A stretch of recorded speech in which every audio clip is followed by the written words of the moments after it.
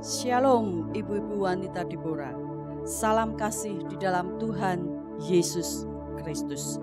Hari ini kita bersyukur karena hari-hari kita selalu dipenuhi dengan kebaikan dan kemurahan Tuhan Yesus Kristus. Amin ibu-ibu. Sebelum kita mendengarkan firman Tuhan, maka mari kita berdoa terlebih dulu. Terima kasih Tuhan untuk hari ini, di mana kami masih diberi kesempatan untuk mendengarkan firman. Biarlah kami menghitung hari-hari kami. Biarlah kami semakin berkenan di hadapan Tuhan. Bukalah hati kami untuk menerima sabda-Mu hari ini. Dalam nama Tuhan Yesus Kristus, kami meletakkan doa kami ini. Haleluya. Amin. Hari ini kita akan belajar firman Tuhan mengenai zaman akhir. Zaman di mana kita sedang dalam masa penantian akan kedatangan Tuhan Yesus yang kedua kali. 2000 tahun yang lalu, ketika Tuhan Yesus datang untuk pertama kalinya, maka kedatangan Tuhan itu membawa sukacita. Kedatangan Tuhan membawa kegembiraan, karena kedatangan Tuhan menyelamatkan umat manusia dari dosa. Kedatangan Tuhan yang pertama merupakan anugerah terbesar bagi kita, karena kita diampuni dari dosa-dosa kita. Tetapi nanti kedatangan Tuhan Yesus yang kedua itu, Tuhan Yesus akan datang sebagai hakim yang agung. Tuhan Yesus akan datang sebagai hakim yang agung, hakim yang siap sedia untuk mengadili semua orang. Nanti semua orang harus berdiri di hadapan Sang Hakim Agung itu untuk mempertanggungjawabkan segala perbuatannya. Kita harus mempertanggungjawabkan segala perkataan kita. Kita harus mempertanggungjawabkan segala kehidupan kita, kehidupan jasmani maupun kehidupan rohani kita.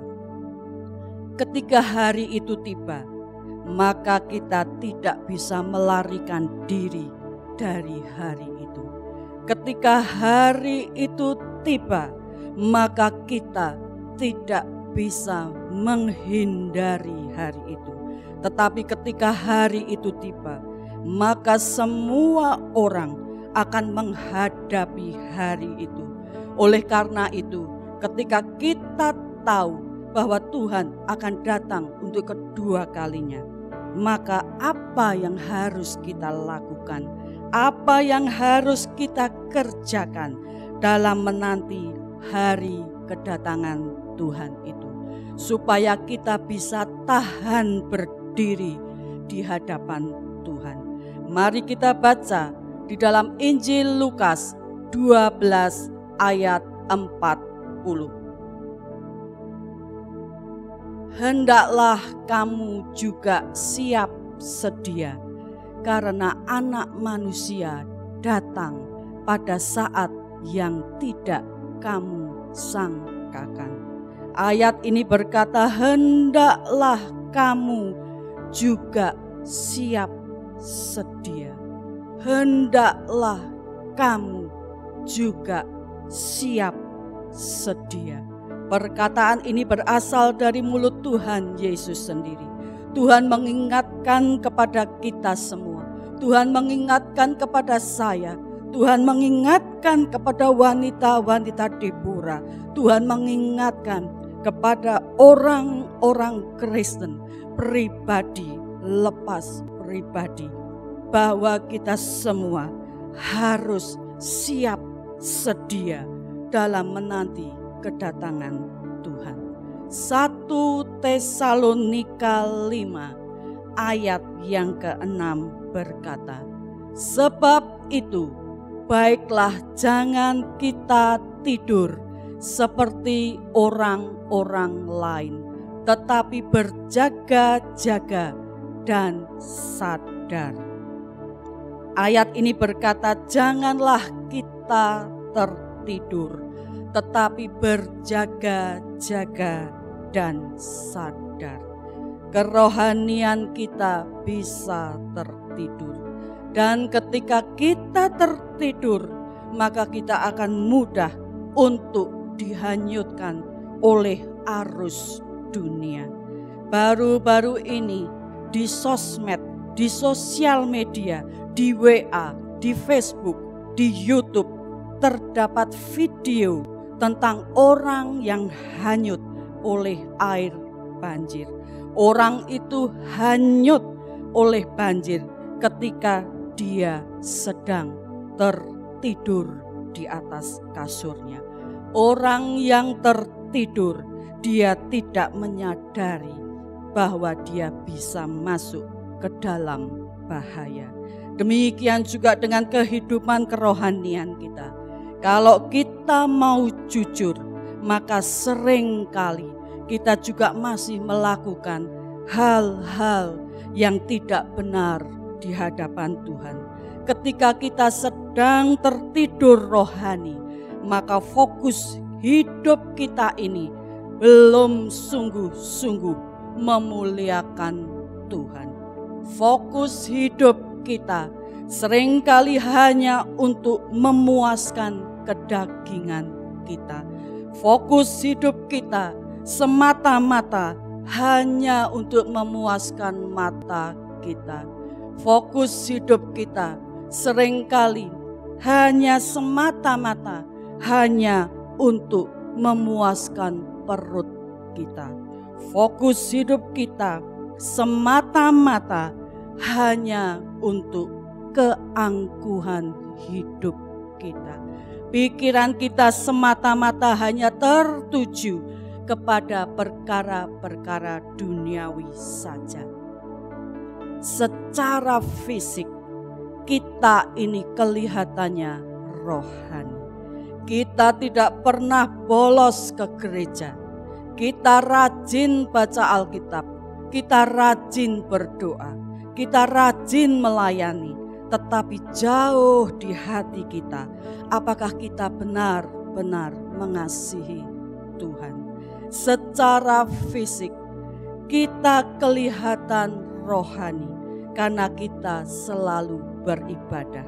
Tetapi jauh di dalam hati kita, apakah kita benar-benar mempunyai hubungan yang dekat dengan Tuhan?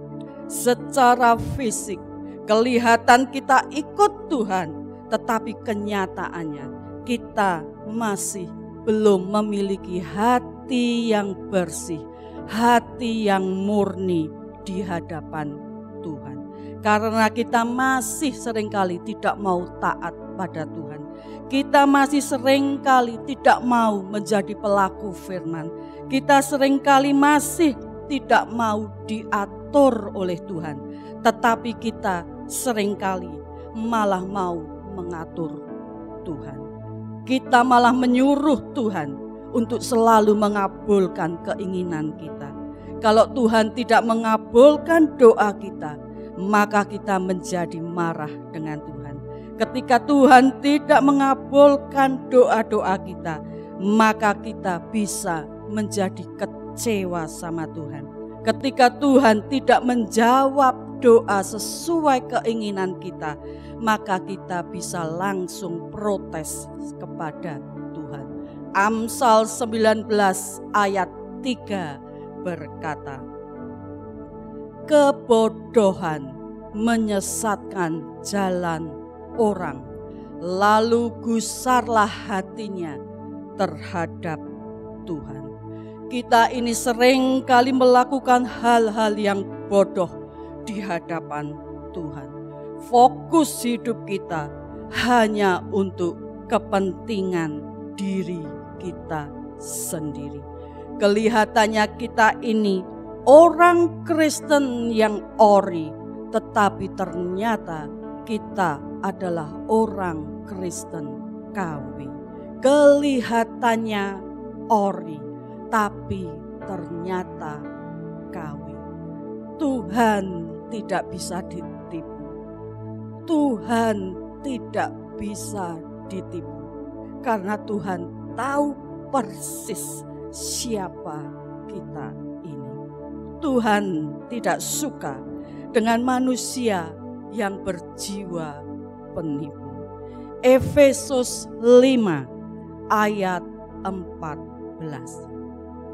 Ayat ini berkata, itulah sebabnya dikatakan, bangunlah, hei kamu yang tidur, dan bangkitlah dari antara orang mati, dan Kristus akan bercahaya atas kamu. Firman Tuhan berkata, bangunlah, bangkitlah dari tidur kerohanian kita, maka Kristus akan bercahaya atasmu. Saat ini selagi kita masih diberi kesempatan, ketika hari ini kita masih diberi waktu untuk hidup, maka mari kita mawas diri. Mari kita mengoreksi hidup kita supaya kita bisa dan mau memiliki hati yang siap sedia. Kita mau dan bisa memiliki hati, sikap hidup yang berjaga-jaga dan sadar.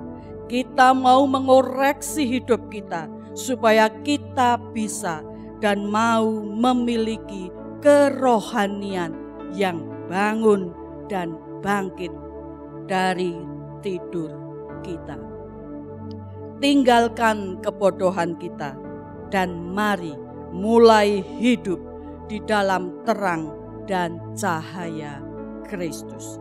Ulangan 32 ayat yang ke-29 berkata, sekiranya mereka bijaksana, tentulah mereka mengerti hal ini dan memperhatikan kesudahan mereka. Biarlah kita menjadi wanita-wanita Deborah yang bijaksana. Kita menjadi wanita-wanita Deborah yang bisa menangkap sesuatu dari firman Tuhan yang kita dengar saat ini. Biarlah kita menjadi wanita-wanita Deborah yang selalu memperhatikan akhir kehidupan kita masing-masing. Biarlah kita menjadi wanita-wanita Deborah yang menghormati Tuhan. Biarlah kita menjadi wanita-wanita Deborah yang tidak meremehkan firman Tuhan. 1 Korintus 8 ayat 3 berkata, tetapi orang yang mengasihi Allah, ia dikenal oleh Allah. Berbahagialah orang-orang yang kasihnya kepada Tuhan semakin hari semakin bertambah besar. Berbahagialah orang-orang yang imannya kepada Tuhan semakin hari semakin bertambah kuat. Berbahagialah orang-orang yang hatinya telah benar-benar diubah oleh kuasa Roh Kudus. Dan berbahagialah orang-orang yang sungguh-sungguh di dalam Tuhan. Karena kerajaan sorga hanya terbuka bagi orang-orang yang memiliki hubungan pribadi dengan Tuhan. Kerajaan sorga hanya terbuka bagi orang-orang yang dikenal oleh Tuhan. Satu kerinduan kita semua sebelum akhir hidup kita tiba, sebelum kesempatan itu diambil dari kita, maka kita mau memperjuangkan iman kita. Kita mau berjuang dalam iman Kristiani kita. Dan biar suatu saat ketika kita dipanggil pulang oleh Tuhan, kita sudah menyelesaikan pertandingan kita dengan kemenangan. Ketika kita sudah dipanggil pulang oleh Tuhan, maka kita didapati kita sudah mengakhiri pertandingan iman kita dengan kemenangan. Biar kita semua wanita Deborah boleh berkenan di hadapan Bapa. Hendaklah kamu juga siap sedia, kata Tuhan. Amin. Mari kita berdoa. Terima kasih Tuhan, firman-Mu sudah kami dengar saat ini. Biar kami belajar menghitung hari-hari kami dengan bijaksana. Biar kami didapati Tuhan semakin hari semakin berkenan di hadapan Tuhan. Terima kasih untuk firman-Mu yang boleh menjadi rema dalam hidup kami semua. Kami menyerahkan doa kami ini hanya di dalam nama Tuhan Yesus Kristus saja. Haleluya. Amin.